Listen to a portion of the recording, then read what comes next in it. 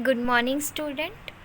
आज हम देखने वाले हैं nursing officer recruitment common eligibility test NORCET AIIMS 2021 nursing officer का सॉल्व क्वेश्चन पेपर। ये है शिफ्ट सेकेंड का। तो फर्स्टली मेमोरी बेस्ड पेपर है ये, जिसमें हम नर्सिंग के रिलेटेड क्वेश्चंस देखने वाले हैं।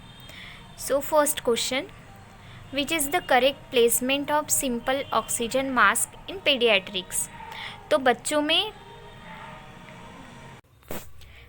में सिंपल ऑक्सीजन मास्क कहाँ प्लेस करते हैं और कैसे प्लेस करते हैं। तो फर्स्ट जो है वो सर्कल दिया है इसमें कि ए ऑप्शन में and B option, C option and D option. तो फर्स्ट का आंसर है बी ऑप्शन, बच्चों में ऑक्सीजन मास्क ऐसे प्लेस करते हैं। Then second question, which one of the following method is commonly used for the sterilization of this device। नीचे जो डिवाइस दिया गया है मतलब अपनी सिरिंज, इसको स्टेरलाइज करने के लिए कौन सी मेथड हम यूज़ करते हैं। तो इसको स्टेरलाइज करने के लिए हम ऑप्शन डी गैमा रेडिएशन का यूज़ करते हैं अगर सिरिंज को स्टेरलाइज करना है तो। Then third question, identify the following syndrome that are commonly seen in fourth day of fever। symptoms ऐसे कौन से सिम्टम्स है जो फीवर आने के बाद फोर्थ डे में दिखते हैं। तो नीचे जो दिया गया है इसमें क्लियर नहीं दिख रहा है, पर ये है मीजल्स की सिम्टम्स। मीजल्स में ऐसे छोटे छोटे दाने जो है बेबी के एब्डोमेन के ऊपर, पूरे बॉडी के ऊपर यहाँ दिख रहा है, ठीक है। Then fourth question, identify the following instrument. ये जो नीचे दिया गया इंस्ट्रूमेंट है इसको आइडेंटिफाई करना है। तो फर्स्ट ऑप्शन है suction syringe, second mucus extractor, asepto syringe and D है ब्रेस्ट फीडिंग पंप। तो इसका आंसर है बी असेप्टो सिरिंज। ये कौन सा इंस्ट्रूमेंट है, असेप्टो सिरिंज, ठीक है। और ये जो नीचे दिया गया है म्यूकस एक्सट्रैक्टर ऐसे होता है। देन ये है बल्ब सिरिंज और ये है breast milk pump.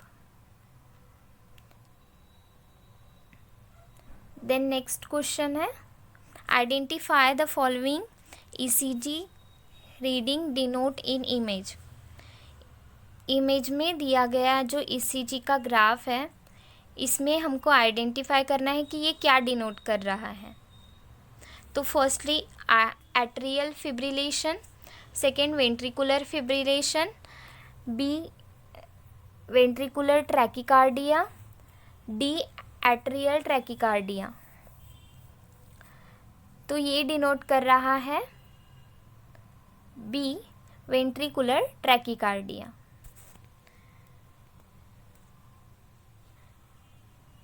Then identify the use of following instrument that denote in image। ये जो इंस्ट्रूमेंट दिया है इसका यूज़ क्या है। तो फर्स्ट है option thyroidectomy, laryngotomy, arytenoidectomy, all of the above. तो करेक्ट आंसर है सिक्स का ए, थायरॉइडोटोमी। मीन्स थायराइड जो होती है ग्लैंड, उसको रिमूव करने के लिए ये इंस्ट्रूमेंट यूज़ करते हैं, ठीक है। इसका नाम है Joll thyroid retractor. It's self retaining retractor that is used to thyroid surgery to retract the skin, ठीक है। Then identify the use of instrument that denote in the following image। ये हमारा बीपी हैंडल है। तो first, use for fix surgical blade. C, use for cut the skin. B, dissection of the tissues. And use for the ear examination. तो ये instrument हम कब use करते हैं? जब हमको ब्लेड फिक्स करनी होती है। तो option A is correct, use for the fix surgical blade. यहाँ हम अपनी जो ब्लेड है यहाँ हम फिक्स करते हैं। इसका नाम है स्कैल्पेल होल्डर और नाइफ हैंडल, और इसको बीपी हैंडल भी बोलते हैं, मीन्स ब्लेड जो हैंडल करता है वो। ठीक है। Then next, identify the following instrument. First option sponge holder, B ovum holder, C Babcock forcep, D needle holder. तो इसका करेक्ट आंसर है ए, स्पंज होल्डर है ये। It is also known as the sponge holding forceps, are used for holding the swab or the sponge to be used clean or preparation of the skin। ठीक है। और ovum forceps कैसी होती है? ऐसे। और बैबकॉक का टिप कैसे होता है? ऐसे। और ये है हमारी needle holder, and this is the sponge holder. अगर कभी भी टिप में ऐसा पार्ट है तो ये होगी हमारी sponge holding forcep. Then 9th question, identify the following symbol. नीचे दिया गया जो सिंबल है वो क्या डिनोट करता है?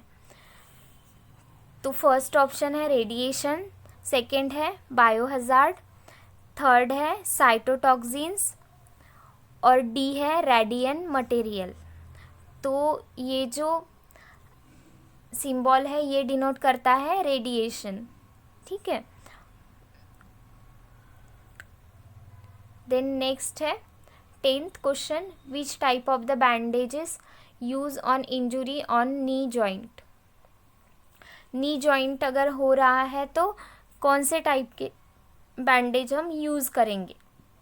तो फर्स्ट ऑप्शन है स्पाइरल, सेकंड है B circular, C figure of 8 and D reverse. और अगर नी जॉइंट है तो हम figure of 8 bandage technique use करेंगे, स्पेशली अगर नी के लिए है तो। ठीक है। तो क्वेश्चन नंबर 10 का करेक्ट आंसर है C, figure of 8। Then 11 question, preferred route of the tranexamic acid drug administration is. Tranexamic acid drug जो है उसका एडमिनिस्ट्रेशन का प्रॉपर रूट क्या है? तो फर्स्ट ऑप्शन है SC means subcutaneous, B IV means intravenous, C IM means intramuscular, and D both IV and IM। और इसका करेक्ट ऑप्शन है 11 का बी। अगर ट्रांजेमिक एसिड हम दे रहे हैं तो हम IV से देंगे, इंट्रावेनसली देंगे। ठीक है। उसके बाद 12th क्वेश्चन है parts of the fallopian tube except. तो फैलोपियन ट्यूब के कौन से पार्ट है? First hilum, second isthmus, C infundibulum and D ampulla. तो क्वेश्चन में क्या पूछा गया है कि दिए हुए ऑप्शन में से कौन सा ऐसा पार्ट है जो फैलोपियन ट्यूब का नहीं है? तो option A is correct, hilum जो है वो फैलोपियन ट्यूब का पार्ट नहीं है। Then question number 13, after thyroidectomy the patient complain for the hoarseness of voice that occur due to the injury in. Thyroidectomy की अगर मीन्स थायराइड ग्लैंड की अगर सर्जरी हो रही है उसके बाद अगर पेशेंट का साउंड वॉइस जो है वो हॉर्सनेस आ रहा है तो इसका रीज़न क्या है? कहाँ इंजुरी होने की वजह से वो ऐसा हो रहा है? तो इसका आंसर होगा, हम पहले ऑप्शन देख लेते हैं। First option injury in the superior laryngeal nerve, B. Injury to the anterior laryngeal nerves. C. Damage in recurrent laryngeal nerve. And D. Injury in inferior laryngeal nerve. And the correct option is C. Damage in recurrent laryngeal nerve. अगर recurrent laryngeal nerve में damage हो रहा है, injury हो रही है during थायरेक्टोटॉमी, after थायरेक्टोटॉमी, तो patient का वॉइस जो है वो हॉर्सनेस आएगा. ठीक है. Then 14 question, highest source of vitamin C. First option amla, Indian gooseberry. Second option banana. Third option orange. And fourth option lemon. And the 14th correct option is amla. आंवला जो होता है उसमें सबसे ज़्यादा विटामिन सी पाया जाता है, और विटामिन सी क्या करता है, इम्यूनिटी को बूस्ट करने के लिए हेल्प करता है. Then 15th question, after RTA a patient brought in emergency department. After massive blood transfusion, which electrolyte imbalance occur in the patient? अगर पेशेंट का रोड ट्रैफिक एक्सीडेंट हो रहा है और ब्लीडिंग भी हुई है, तो ब्लड ट्रांसफ्यूजन के बाद कौन सा इलेक्ट्रोलाइट है जो पेशेंट के बॉडी में इम्बैलेंस होगा? तो फर्स्ट ऑप्शन है हाइपोकैलेमिया, सेकेंड ऑप्शन है हाइपोकैलेमिया, फर्स्ट ऑप्शन है hypocalcaemia and second option hypokalaemia, third option hyponatraemia and D hyperthermia.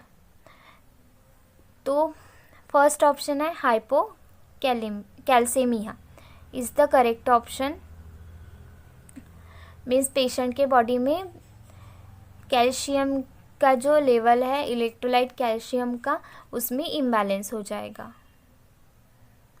Then 16 question, a patient suffering from the shock is receiving normal saline NS. What is the normal osmolarity of the Na means sodium plus in NS.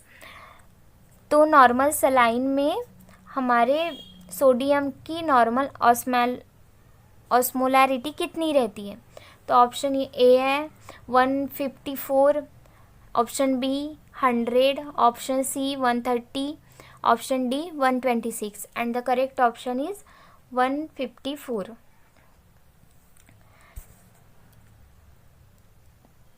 Then 17 question, a patient is unconscious. Nurse is going to take the sterile urine sample for culture from urinary catheter.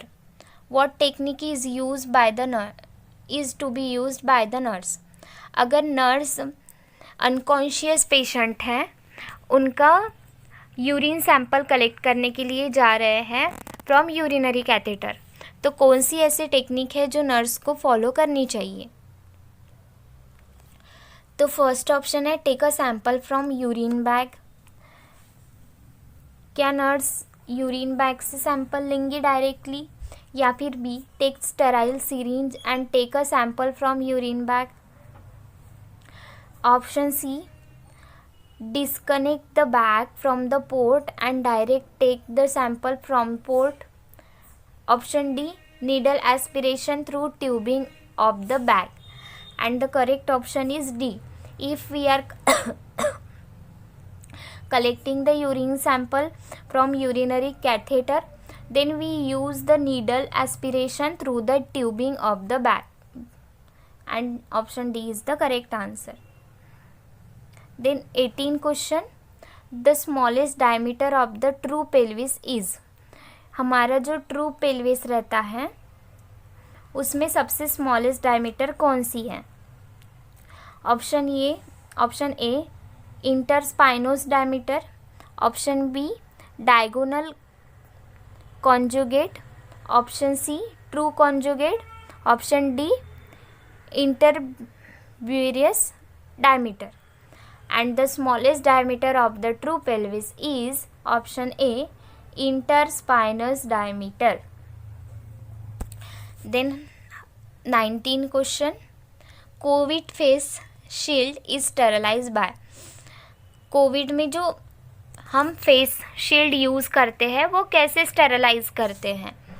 तो option A है sodium hypochlorite, option B H2O2, option C Cidex and option D formalin. And the correct option is option A, sodium hypochlorite.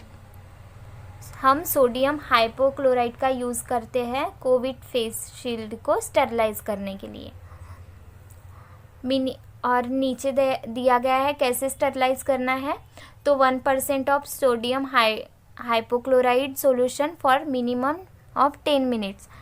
10 minutes के लिए कैसे sterilize करना है. तो 1% of sodium hypochloride solution for minimum of 10 minutes. 10 minutes के लिए hypochloride solution लेंगे, वो भी 1%.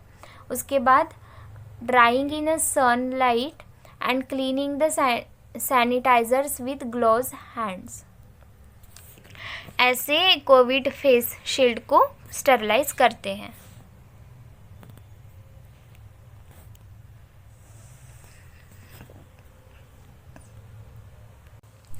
Then 20th question, which reflex should check when the death of the brainstem occurs except. कौन से रिफ्लेक्स हम चेक करेंगे अगर ब्रेनस्टेम की डेथ ऑकर होती है तो? एक्सेप्ट, तो corneal reflex, B doll's eye reflex, C pupillary reflex and gag reflex. तो ऑप्शन डी इज करेक्ट.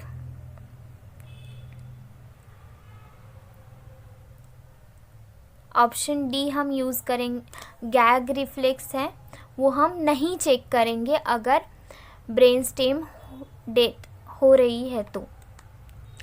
बाकी जो ऑप्शन है वो हम यूज़ करेंगे, मीन्स कॉर्नियल रिफ्लेक्स चेक करेंगे, डॉल आई रिफ्लेक्स चेक करेंगे और पैपिलरी रिफ्लेक्स चेक करेंगे, लेकिन गैग रिफ्लेक्स चेक नहीं करते.